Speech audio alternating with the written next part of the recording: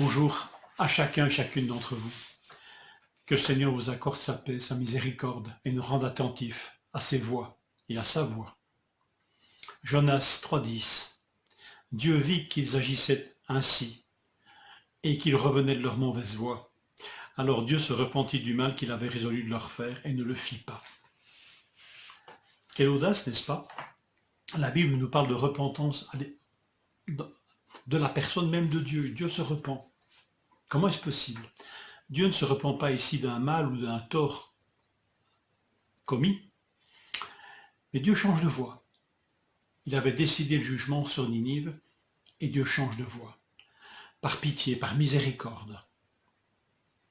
Souvent, ce terme « faire pitié » est utilisé sous une forme négative. Dieu n'aura pas pitié, pour nous montrer que là, une situation est tellement dégradée chez les hommes que Dieu n'a plus d'autre alternative que d'envoyer un jugement. Et vous savez que les jugements de Dieu ont encore un but pédagogique et salutaire. Même si ces jugements sont terribles, ils ont pour but au moins qu'un reste puisse comprendre les leçons et changer. On a un exemple de cette expression au négatif, Ézéchiel 24, 14, « Moi l'Éternel, j'ai parlé, cela arrivera, je l'exécuterai, je ne reculerai pas, je n'aurai ni pitié ni repentir, on te jugera selon ta conduite et selon tes actions, dit le Seigneur l'Éternel. » Or ici, concernant Ninive, capitale des Assyriens, au chapitre 4, verset 11, quand Dieu reprend Jonas de son attitude inflexible, Dieu va lui dire « Et moi je n'aurai pas pitié de Ninive, la grande ville dans laquelle se trouvent plus de 120 000 hommes qui ne savent pas distinguer leur droite de leur gauche et des animaux en grand nombre. » Dieu est attentif aux voies de tout homme et fait prévaloir sa compassion sur sa colère s'il voit le repentir, s'il voit la repentance. Autrement dit, la colère de Dieu n'est pas un missile nucléaire que personne ne peut arrêter une fois lancé. Vous savez, c'était cette grande terreur à la guerre froide où on mettait en scène un président un peu fou, qu'il soit russe ou américain, et puis qui lançait des missiles nucléaires, et puis une fois lancé, plus personne ne peut rien arrêter. Il n'en est pas ainsi de la colère de Dieu et de ses jugements. Si Dieu voit la repentance, il peut changer ce jugement, il peut ramener le missile au bercail. Si Dieu voit cela chez l'homme, il est capable de revenir sur un jugement et de faire grâce. En fait, le prophète Jonas, un homme comme nous, tout à sa haine des Assyriens, ennemi cruel et terrible des Israélites, ne se préoccupe pas de ce temps de grâce. Parce que c'est de cela qu'il s'agit. À ce moment précis de son histoire, Ninive, capitale toute puissante de cet empire assyrien, était ouverte à un tel message. Et ça, Dieu le sait. Et Dieu le savait, que cette génération d'Assyriens était ouverte au message de mise en garde et de grâce qu'il allait leur envoyer. C'est bien d'être en face avec Dieu. Si Dieu a décrété un temps de grâce, eh bien, soyons en face avec lui et annonçons cette grâce. Il me semble que nous sommes dans un tel temps, parce que Christ n'est toujours pas revenu et qu'il peut faire grâce à tout homme. 150 ans plus tard, Ninive allait être jugée et détruite définitivement.